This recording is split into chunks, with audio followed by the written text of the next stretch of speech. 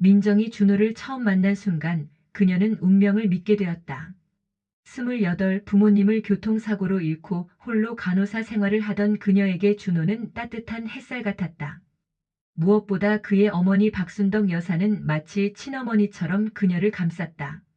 우리 민정이 이렇게 예쁜 아이가 우리 아들을 좋아해 주다니. 첫 만남에서 박순덕 여사는 민정의 손을 꼭 잡으며 말했다. 부모님 없이 혼자 고생했을 텐데 이제 우리가 가족이야. 고급 한정식 집에서 정성스럽게 반찬을 떠주며 너무 말랐다, 많이 먹으라고 하는 모습에 민정은 가슴이 뭉클했다. 어머님이 정말 따뜻하신 분이네요. 집으로 돌아가는 길에 민정이 말하자 준호는 자랑스러운 듯 웃었다. 엄마가 원래 정이 많아요. 민정 씨를 진짜 좋아하시는 것 같아요. 결혼 준비 과정은 꿈만 같았다.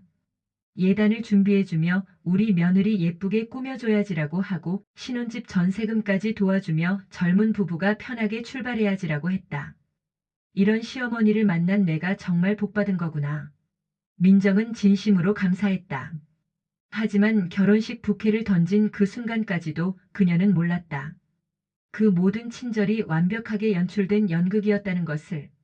신혼여행에서 돌아온 지 단 3일. 새벽 6시 잠든 민정을 깨운 것은 차가운 전화벨 소리였다. 민정아, 뭐해? 목소리부터 달랐다. 결혼 전 그 따뜻함은 온데간데 없고 날카롭고 명령조였다. 어, 어머님? 아직 자고 있었는데요. 자고 있었다고? 며느리가 이 시간에 잠을 자면 어떻게 해? 우리 준호 아침밥은 누가 챙길 거야? 민정은 시계를 확인했다. 새벽 6시 준호의 출근 시간까지는 2시간 30분이나 남았다. 어머님, 아직 시간이 많이 남았는데요. 시간? 밥은 미리미리 준비해야 하는 거야. 냉장고에 있는 찬 반찬 데워서 대충 차려주면 안 돼. 우리 아들 입에 들어가는 건데 항상 새 반찬에서 먹이고 남은 것은 버리지 말고 네가 먹든지 네 도시락 싸든지. 민정은 당황했다. 결혼 전에는 이런 말씀을 한 번도 하지 않으셨는데. 그리고 말이야, 박순덕 여사의 목소리는 더욱 차가워졌다. 앞으로 매일 아침 이 시간에 전화할 테니까 바로바로 받아. 알겠지? 네. 전화를 끊고 멍하니 앉아있는 민정을 보며 준호는 이불을 뒤집어 썼다. 엄마가 또 그러시네. 그냥 적당히 해. 적당히요? 매일 새벽 6시에 전화하신다는데. 엄마가 성격이 원래 그러셔. 적응하면 돼. 민정은 부엌으로 향했다. 차가운 새벽 공기 속에서 그녀는 처음으로 이상하다는 생각을 했다. 한 달 후 간섭은 상상을 초월했다. 민정아, 우리 준호 속옷은 뭘로 입히니? 네. 속옷이요? 면 100% 흰색만 입혀야 해. 색깔 있는 거나 무늬 있는 건 절대 안 돼. 그리고 파자마도 양말도 다 내가 지정해 준 것만 입혀라. 민정은 숨이 막혔다. 남편의 속옷까지. 그런데 어머님. 그런데는 뭐야? 그리고 말이야. 박순덕 여사의 목소리가 더 낮아졌다. 너희 부부 생활은 어때? 민정의 얼굴이 빨갛게 달아올랐다. 어, 어머님 그런 건. 뭐가 그런 거냐? 손자 얼른 보고 싶다고. 우리 준호는 소극적이니까 너가 적극적으로 해야 해. 알겠지? 준호가 원하면 거부하지 말고 알았지? 민정은 귀를 의심했다. 시어머니가 며느리에게 이런 말을 한다고. 임신하면 바로 나한테 알려라. 태교부터 산후조리까지 내가 다 관리할 거니까. 전화를 끊은 후 민정은 한참을 넋을 잃고 앉아 있었다. 이게 정상인가? 다른 집도 이럴까? 3개월째 박순덕 여사는 가계부까지 요구했다. 민정아, 생활비 얼마나 쓰니? 250만 원 정도 써요. 뭐? 그렇게 많이? 둘이 먹고 사는 건데. 앞으로 가계부 써서 매달 보고해. 뭘 샀는지 하나하나 다. 민정은 어이가 없었다. 준호 월급만으로는 부족해서 자신의 간호사 월급까지 보태고 있는데. 어머님 요즘 물가가. 물가 핑계 대지 마. 절약하면 200만 원으로도 충분해. 매주 토요일마다 나랑 같이 장 봐. 뭘 사야 하고 뭘 사면 안 되는지 가르쳐 줄게. 그날부터 민정의 토요일은 시어머니의 것이 되었다. 좋아하는 요구르트도 돈 낭비라며 포기해야 했고 가끔 먹고 싶은 과자도 그런 건 사치라며 참아야 했다. 민정아 요즘 자꾸 밖으로 돌아다닌다며? 4개월째 박순덕 여사는 민정의 인간관계까지 통제하기 시작했다. 간호사 동료들과 가끔이요. 그런 모임 나가면 안 돼. 결혼한 여자가 밤에 돌아다니는 게 보기 좋겠어? 그리고 그런 데서 남자들도 만나겠지? 어머님 병원 직원 회식도 있어요. 핑계 대지 마. 앞으로 그런 모임 나가려면 미리 허락받아. 허락을요? 당연하지. 우리 며느리가 어디 가서 뭘 하는지 내가 다 알아야 해. 민정은 절망했다. 성인인 자신이 허락을 받고 친구를 만나야 한다니. 그날 밤 준호에게 호소했지만 돌아온 것은 차가운 반응이었다. 엄마가 걱정해서 그러시는 거야. 좀 이해해봐. 이해? 이게 이해할 일이야? 그럼 뭐 어때?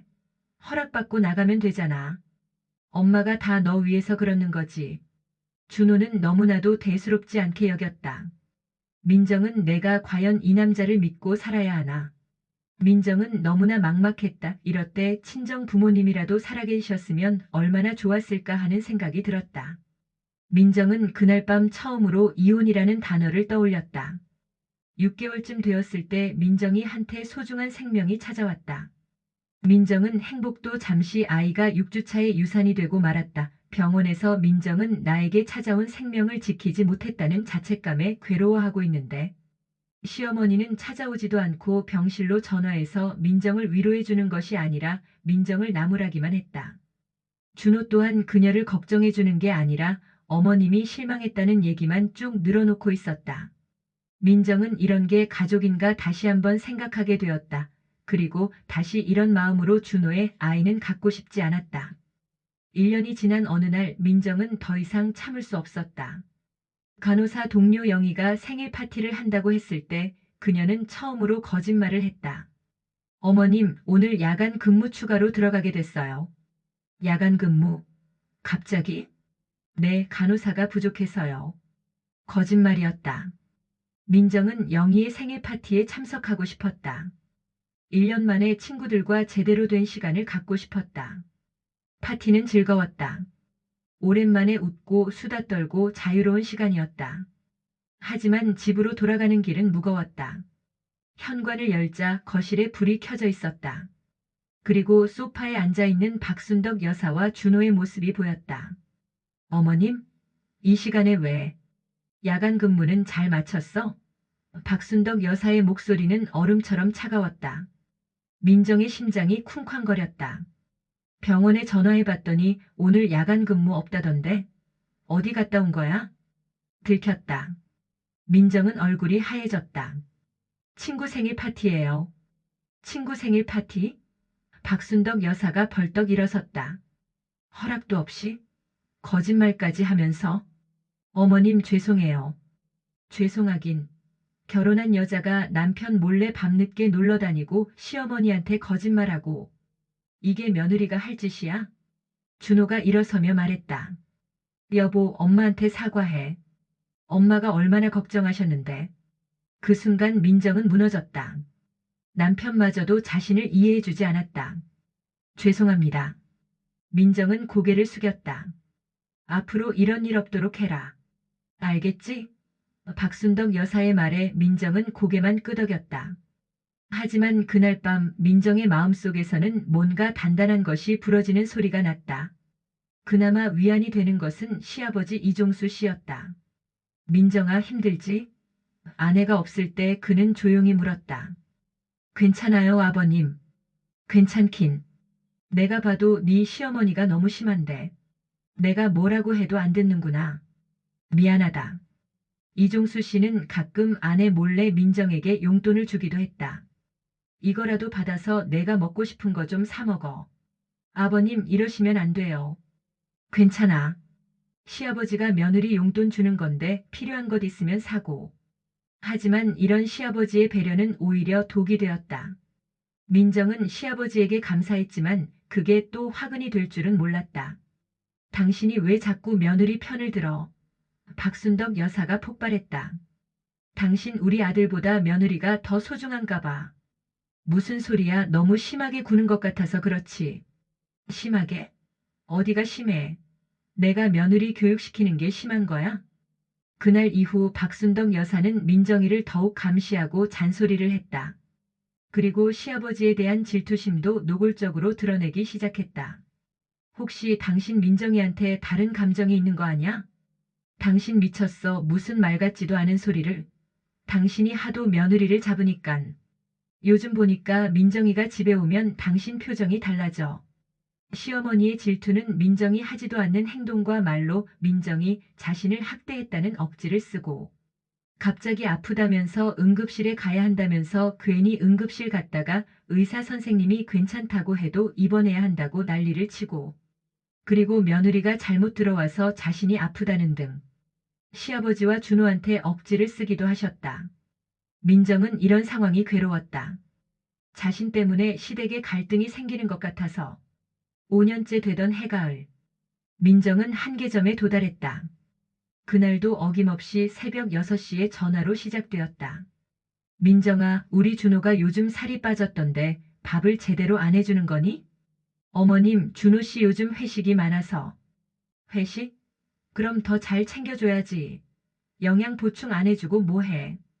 오후에는 갑자기 집에 들이닥쳤다. 어머님, 갑자기 웬일이세요? 갑자기? 며느리가 살림하는 꼴 좀 봐야지. 박순덕 여사는 집안을 살피며 트집을 잡기 시작했다. 화장실 변기에 물때가 있네. 청소를 어떻게 한 거야? 냉장고 정리도 엉망이고 무슨 살림하는 여편네가 정리정돈이 되질 않아서. 그리고 우리 준호 셔츠에 주름이 있던데 다림질 제대로 안 해준 거지. 민정은 꾹 참았다. 하지만 박순덕 여사의 다음 말에 그녀의 인내심은 한계를 넘었다. 그런데 민정아, 요즘 너희 시아버지가 자꾸 너한테 잘해주던데 혹시. 어머니, 이제 제발 그만하세요. 뭐라고? 너가 지금 나한테 그만두라고. 너 지금 시어머니 앞에서 눈 똑바로 뜨고 대드는 거야? 5년 동안 참았어요, 어머니. 새벽마다 전화해서 아침상 차리라 하시고, 냉장고 반찬들 꺼내면 안 된다며 새벽에 새 반찬 만들라 하시고, 가계부 들춰보시면서 제가 쓴 돈 하나하나 따지시고, 친구들 만나려면 항상 허락받아야 했고, 심지어 저희 부부 문제까지 간섭하셨잖아요. 더는 못 참아요. 저도 사람이고 저도 제 인생이 있어요. 너 지금 나한테 대든 거냐?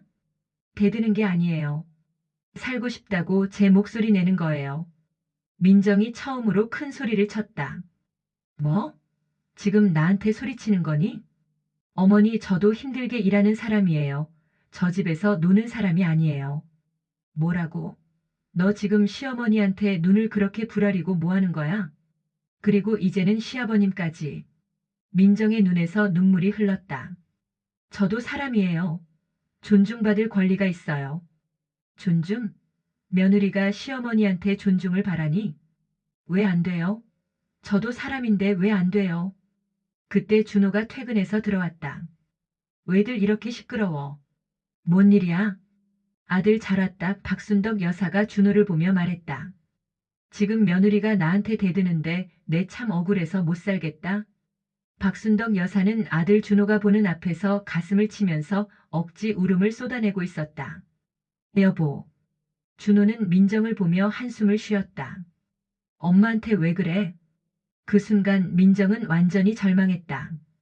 어머님, 어머님이 그토록 소중히 여기시는 아드님 다시 돌려드릴 때니깐. 어머님이 손수 새벽마다 새 반찬에서 먹이시고요. 주름 없이 매일매일 다림질해서 입히세요. 어머님의 우유부단한 아드님 전 이제 사양할게요. 그런 아드님 평생 끼고 오래오래 사세요. 그리고 당신이 나한테 왜 그래라고 말할 수 있어? 민정이 준호를 바라봤다. 당신도 당신 어머님이랑 똑같아 5년 동안 한 번이라도 내 편을 들어준 적이 있어? 엄마가 뭘 잘못했다고 그래? 잘못한 게 없다고? 민정이 웃었다. 비참한 웃음이었다. 그럼 당신이 매일 새벽 6시에 전화 받아봐. 당신이 이불 속 옷까지 지정받아서 입혀주라고 하는 소리도 들어봐. 당신이 친구 만날 때마다 허락받아봐. 매주마다 생활비 통장 확인 받아봐. 그것도 모자라서 아버님하고 내 사이도 이상하다는 소리 들어봐봐. 그게 뭐 대수야. 엄마 성격 알잖아. 알아. 너무 잘 알아. 민정이 소리쳤다. 그런데 나는? 내 성격은 누가 이해해줘? 내 기분은 누가 생각해줘? 여보, 진정해. 진정하라고? 5년 동안 얼마나 진정하고 살았는데. 민정의 목소리는 절규에 가까웠다. 나도 사람이야. 참고 사는 로봇이 아니라고. 그날 밤 민정은 침실에서 짐을 쌌다. 뭐 하는 거야? 준호가 들어왔다. 짐 싸는 거 안 보여? 어디 간다고? 민정은 손을 멈추고 준호를 바라봤다. 이혼하자. 뭐? 더 이상 못 살겠어. 이혼해줘. 준호는 당황했다. 갑자기 왜 이래? 엄마한테 내가 얘기할게. 5년 동안 몇 번을 당신한테 얘기했는데 달라진 게 있어? 민정이 쓴웃음을 지었다. 당신도 항상 어머님 편만 들었잖아.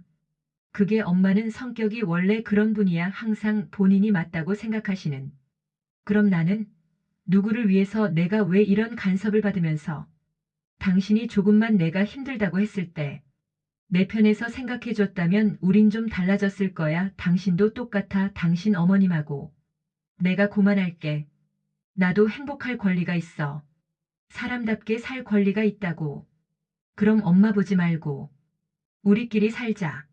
우리끼리 산다고 달라질 것 같아? 어머님이 우리를 가만둘 것 같아? 자기는 어머님이랑 천륜이야. 내가 더 이상은 못하겠어. 내가 너무 힘들어. 이혼해줘. 나도 사람답게 살고 싶어. 준호는 할 말이 없었다. 이미 변호사도 만났어. 서류도 준비했고. 민정은 가방을 들고 일어났다. 진짜 이게 너가 원하는 거야? 응. 이게 내가 숨쉬고 살 수 있는 유일한 방법이야. 문을 나서는 민정의 뒤로 준호의 한숨 섞인 목소리가 들려왔다. 엄마한테 뭐라고 얘기해? 민정은 돌아보지 않고 대답했다. 사실대로 말해. 며느리가 도망갔다고. 2년 후. 민정은 작은 원룸 창가에 앉아 따뜻한 차를 마시고 있었다. 오후 햇살이 그녀의 얼굴을 은은하게 비췄다. 휴대폰에는 미확인 전화가 여러 통 있었다. 준호라는 이름으로. 그녀는 확인하지 않았다. 초인종 소리가 났다.